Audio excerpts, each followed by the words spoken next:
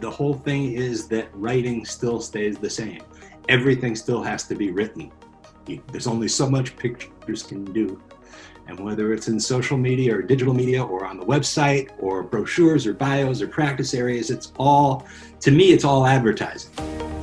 You're listening to the Legal Mastermind Podcast with your hosts Ryan Klein and Chase Williams, the go-to podcast for learning from the experts in the legal community about effective ways to grow and manage your law firm.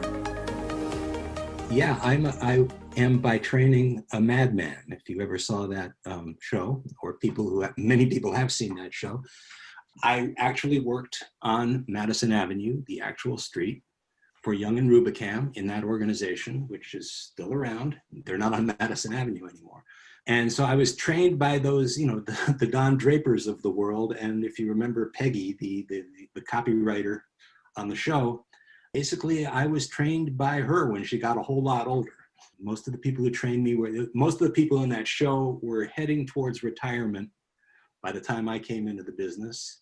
But basically it's the same thing. What I did and what they did in the show were virtually the same thing. The culture was more or less the same, although there was less liquor when I was around and more of other things. But yeah, it was still the same culture for the most part. And I think it's changed radically, the advertising industry since then. I've been out of it for about 20 years, and it's turned, it's all become about social media and, digital media. But the whole thing is that writing still stays the same. Everything still has to be written. There's only so much pictures can do. And whether it's in social media or digital media or on the website or brochures or bios or practice areas, it's all, to me, it's all advertising. Okay? I treat it all as marketing communications, and that what I do is basically media agnostic.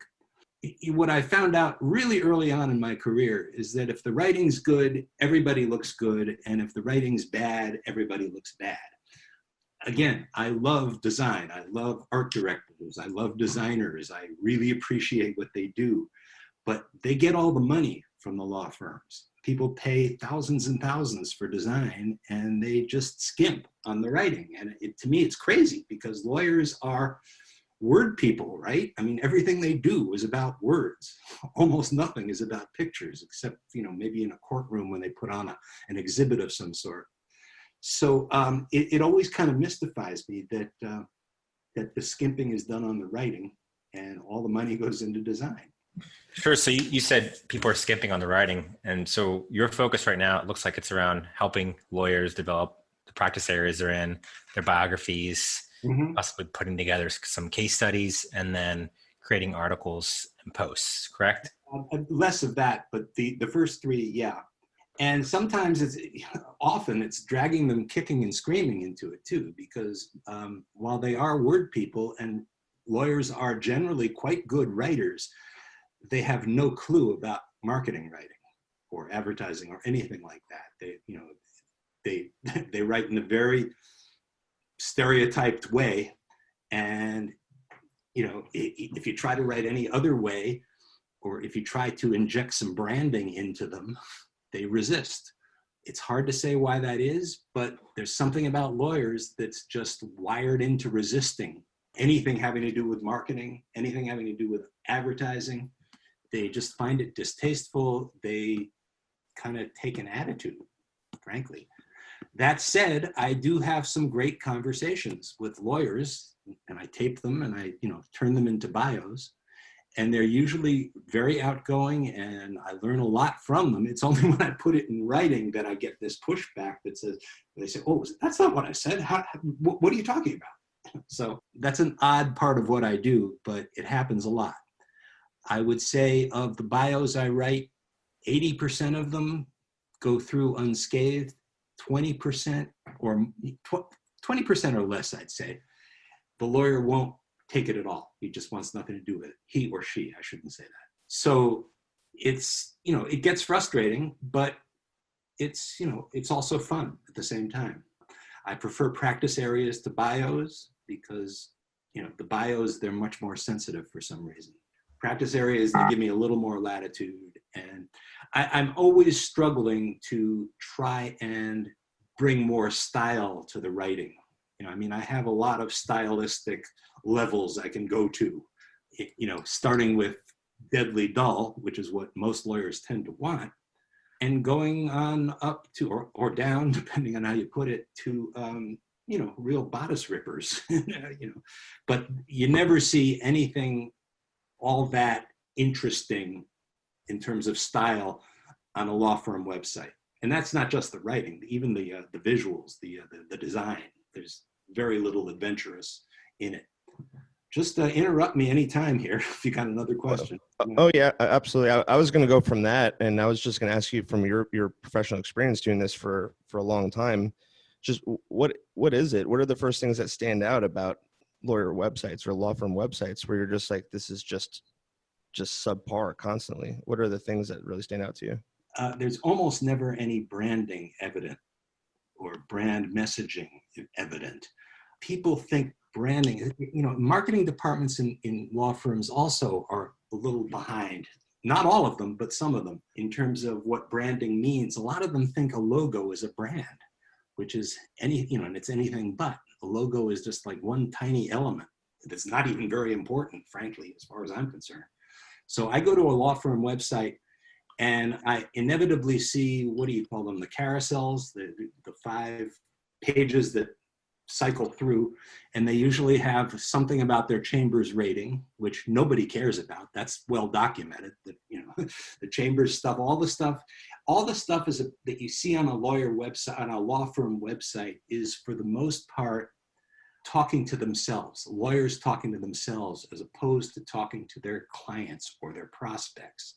And that makes me crazy every time, because that's just wasting your money. I think a lot of lawyers or people in general tend to lead with, hey, look at all my awards I've gotten. And they've been told throughout the years, the first thing you want to do is create that credibility. Yes, but that's absolutely wrong. They shouldn't be doing that. That's doing that. In fact, most of their bios, you leave a lawyer to his own devices to write his bio. And I'm sorry, I keep using his, which is a bad idea, but I'm older than most people here. So anyway, left to their own devices, the first thing they'll say is, John Jones went to Harvard Law. Okay. They lead with where they went to school. They could have been in the business for 30 years by now, but they're leading by where they went to school. Now, how crazy is that?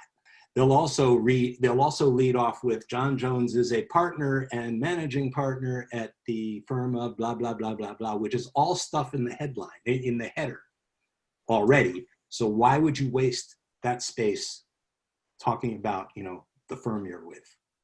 What is the firm's website? These are practices that just make me nuts. And you can't find any differentiation in them for the most part. Once in a while, and I can't even point to one right now, except the ones I've been involved with, where there is any real branding involved or even any real differentiation. Of course, differentiation is a tricky thing for law firms because there really is no such thing. So how do you deal with that is another one of my tasks. Ask me about that. Why don't you? Oh yeah. I mean, that's going to be the kind of the centerpiece of this podcast, is really establishing differentiation of law firms through copywriting. Yeah, well, the truth is that most law firms are commoditized. They do basically the same kinds of work. There's very little difference between them. Clients even regard it as fungible, the services law firms offer, that you can plug out one and plug in another. So where does the differentiation come from? Well, you got to dig for it. And when you dig for it in the interviews, you'll see things that, even the lawyer himself will say, well, everybody can say this. But the point is, not everybody does. And not everybody says it very well. And so that's where copywriting comes in. It's no excuse to say, oh, all law firms are alike, so we can't differentiate. That's a bad attitude to go into, because I'm paid to find the things that actually differentiate the law firm, or at least make them seem differentiated, even if they're not. And this is an advertising thing going way back, where you had packaged goods and you couldn't differentiate one toothpaste from another. So, you got an animal to advertise one, and you got a celebrity to advertise another, and you figured out differentiation even where there was none. It's the same thing with law firms. It's just, I hear that excuse and I say, okay, well, yeah, I get it. There's no differentiation, but it's not what you say, it's who says it, who bothers to say it, and who says it louder than the other guy. So that's my job. When you just mentioned that, it made me think of that specific Mad Men episode where Don Draper gets very angry when they pitch hiring a celebrity to endorse one of the products, and they said that's just the laziest way to market something. Yeah, well, I used to rail about that back then too, but yeah, you're totally right. So yeah, there's differentiation, and to get it, you have to I put this on my website, and you guys responded to it, but I said, there's poetry in every product. You just have to find it. And the proof of the poetry is that people buy it. All purchases, I think, are on some level emotional. Even buying a gigapacket IP switch, or a mutual fund, or a municipal bond fund, something like that. You wouldn't think there's any emotion there, but if you think of how you're going to sell it, somebody's buying that for an emotional reason. They may think it's rational, but they're buying it for an emotional reason. It fits into their life somehow. And I have to find the way it does that. Again, poetry is, it's a little overstated when it comes to law firms, but that's what I'm looking for. I'm looking for the poetry. I'm looking for what is special here, or what is there that I can express as something special. This might be putting you on the spot, but are there any specific advertisements you've seen that really stand out for you in the legal community? Or products maybe that have just marketed themselves really well? Well, first of all, you almost never see advertising for law firms. I've done plenty of ads for law firms, but you don't usually see them, and most firms don't really want anything to do with it. And all I can say about that is the only ones that I've ever seen that I liked are the ones I wrote. So that's a little egotistical, but it's not far from the truth. I can't recall an ad for any law firm that made me think, oh, wow, that's a good ad. Now, to be fair, with almost all advertising, I feel the same way. I can watch the Super Bowl and see one commercial that even makes me amused, much less has any marketing feel to it. So I'm a little curmudgeonly when it comes to that. So I wouldn't take my word for it. I think that the state of legal copywriting, legal websites has gotten to this point really in the past 10 years, because a lot of the people that are building the websites probably are a little bit of younger generation.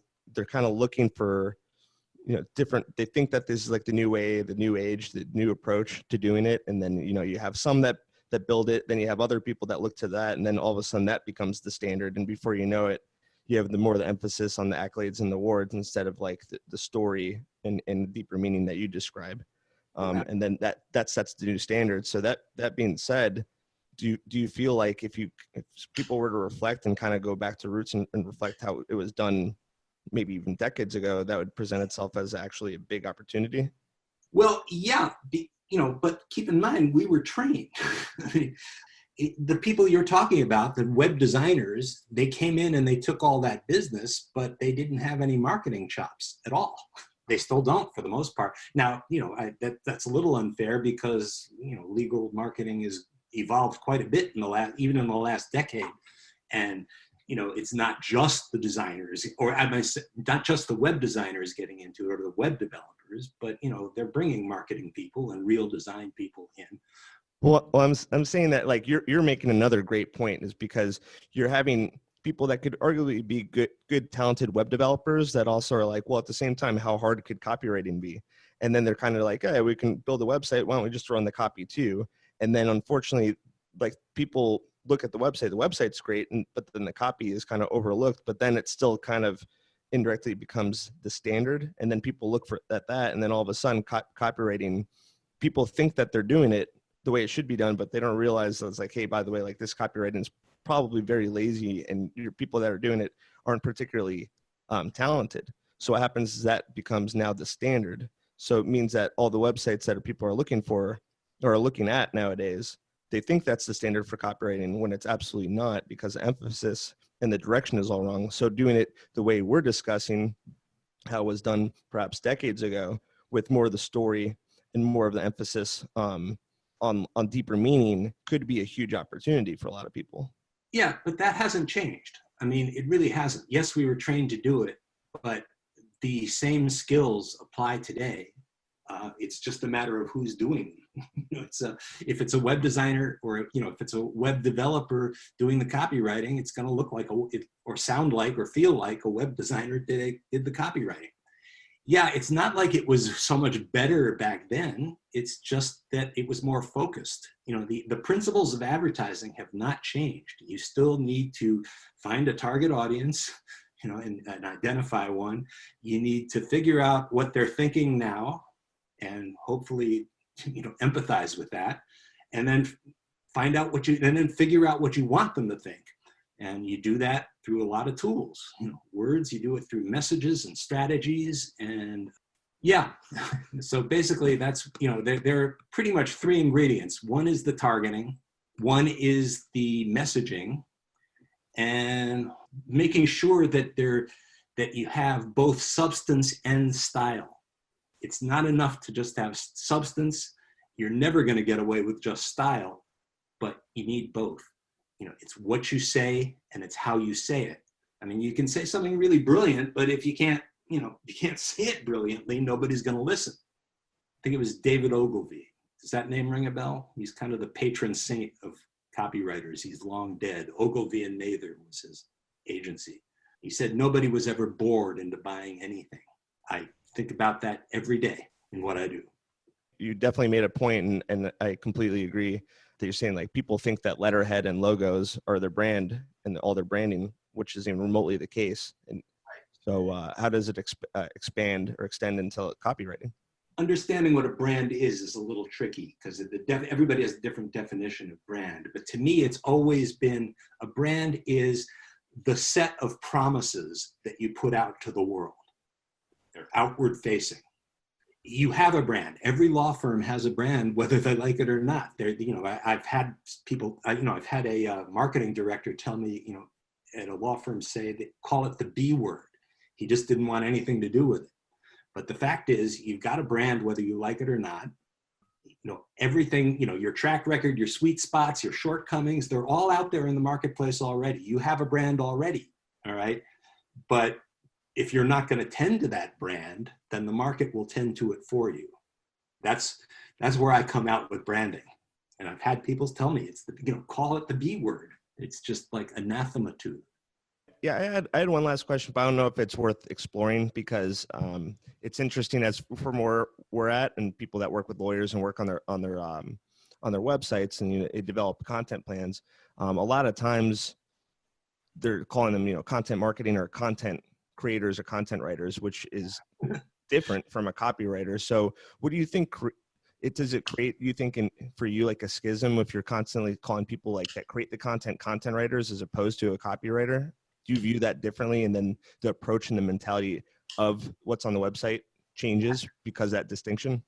Yeah, I do. And I actually rail against the word content. It's more about me than about anybody else. But that word kind of makes me nuts, because it seems to imply that content is the stuff that we have to put in the website, to make the pictures, to go along with the pictures, as opposed to something that's actually marketing, that's got an agenda. And that's what copywriting is. That's what, this stuff is. Everything we're talking about, it's writing with an agenda. It's not journalism. We don't have to be objective. I'm out there fighting for awareness, fighting for attention, trying to, put it out there with style. And content, just somehow that word doesn't make it in that way. Does that make sense? Yeah, it does. And we can kind of stay there for a moment, because I appreciate the distinction, especially from where you're coming from. And I do now, kind of confirming that it's just like kind of a weird and maybe not always the best mentality to be like, oh yeah, we're just like doing content. Because when a law firm, and from a marketing standpoint, A lot of people are like, oh, you have to add content. It's almost like you have to do this stuff just because other people are doing it, just because like people will see it, just because we'll get eyes on the stuff. But they look at it like it's like not like a means to an end, but it's just like, this is just a thing that we have to do if we're going to compete or be found. It's filler. Yeah. Yeah. And a lot of what they call content has some, is worthwhile and has some reason to it, but it's not marketing. Marketing's not the reason for it. Advertising's not the reason for it. If you want to do those things, if you want to market, you're not looking for content, you're looking for copy. It's a strange distinction, but I believe it. I've even written on that subject. Great. Yeah, I like that. I think that's a good way for people to kind of leave with that thought. Yeah, that they're looking at it kind of wrong. Like, what's on my website? Is it content or is it copy? Well, some of it is content, and honestly, content is the stuff that lawyers can write. And sometimes the English major in the mailroom can write it. They don't have mailrooms anymore. But when it comes to the actual marketing, that's not what content is about, or it rarely is anyway. So I do make a distinction all the time. And as I said, I've kind of railed against that whole word, but I've come to terms with it. It's now been around for a while. It's a word that just emerged in the last 15 years, maybe. Does that make sense? Yeah, I think in our industry, especially the marketers, they reserve content for pretty much developing blogs, articles, pages on a website, and then they reserve copy for when they have to be more succinct and they're writing for ads. Right. And anything that they know has a limited amount of space. They kind of look at it in that distinction most often. Yeah, well, except ads, for law firms, there very rarely are ads, and writing for the limited space is far harder than anything else in the whole ecosystem of marketing communication. I charge more for less copy than I do for a long piece. That's paradoxical, but it's absolutely true. Because an ad, it has to be 80% of the ad is in the headline, and the headline should never be more than like 9-10 words. And then the body copy, 100 words at the most. So how do you get something that's really interesting in there? That's the skill. But you're right with, or when people talk about copy on websites, they are usually referring to content, but they should be thinking in terms of actual marketing communications that requires copywriting. Anyway, yes, I do distinguish. I know you briefly just mentioned, Andy, that you wrote some literature on copywriting. Do you want to share with us? I wrote a little article for LMA called "Copy versus Content." If people want to get a hold of you to possibly hire you or chat about some of the things we've spoken about today, what's the best way for them to reach you? Through my website, there's a way to get in touch with me. If you're in LMA, you can talk to all kinds of people about me, particularly in the New York office or the New York chapter. I do a lot of work with Right Hat, if you know them. Right Hat is one of the better branding firms out there for law firms. And most of my work has one way or another come through them. That's not to say I am independent, and they'll refer people to me, if they don't, because they're not copywriters themselves. If what you're looking for is a copywriter, you'll find me. Thanks for listening to the Legal Mastermind podcast. If you're interested in working with Ryan and Chase, please email mastermind@marketmymarket.com. Make sure to join the free mastermind group for growing and managing your firm at lawfirmmastermind.com. Ryan Klein and Chase Williams are the managing partners at Market My Market, one of the top legal marketing companies in the United States.